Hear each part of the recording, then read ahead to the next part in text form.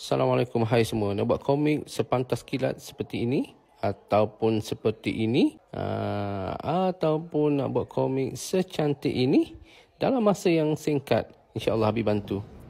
Okey. Baik, komik AI #hadis40 di hatiku menggunakan 3 generatif AI, iaitu yang pertama ChatGPT, yang kedua Comic AI Factory dan yang ketiga adalah Canva untuk finishing .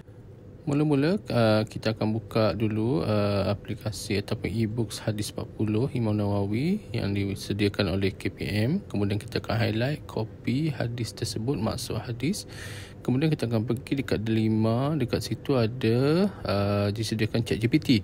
Kemudian ChatGPT, kita buka ChatGPT dan di sini kita buat satu prompt, minta untuk supaya sediakan satu perbualan. Biasanya komik akan ada perbualan di antara dua individu. Kemudian dia akan generatif, contohnya ibu dan ayah ataupun anak dan ayah. Kemudian dia akan generate.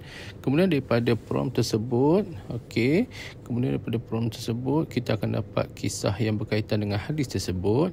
Kemudian kita akan pergi dekat AI Comic Factory. Dekat AI Comic Factory.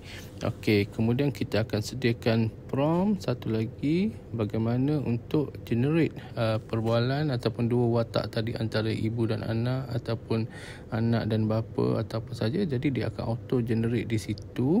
Kita akan pilih yang mana berkaitan, kemudian kita akan buat finishing kemas kini di Canva. Jadi di Canva inilah kita akan buat finishing, kita akan masukkan call out ataupun dialog box, dan juga kita boleh buat juga title dekat sini untuk menghasilkan satu komik yang sangat berkesan. Jadi di sini kita boleh tengok macam mana pelajar-pelajar kita buat. Mereka sangat seronok. Ni dah berjaya, mereka dah buat. Antara kelebihan komik AI ini adalah boleh reka bentuk dengan lebih menarik dan interaktif. Dapat menghasilkan ilustrasi yang lebih mudah untuk lebih pelajar untuk memahami. Dia bersifat konseptual, sesuai untuk pelajar yang cenderung kepada pembelajaran dari sudut visual dan kinestetik, dan dapat dihasilkan dengan cepat, dengan mudah untuk oleh guru. Dan komik ini boleh diubah sesuai mengikut tahap umur pelajar itu sendiri dan juga karakter yang ingin diwujudkan, dan pembelajaran akan menjadi lebih aktif apabila diterjemahkan melalui naratif visual. Dari sudut potensi dan pengkomersialan, komik AI #hadis40 di hatiku, ia dimuat naik dalam portal delima sebagai bahan perkongsian oleh guru dan juga di laman web pendidikan Islam di portal Kolej Matrikulasi Kelantan.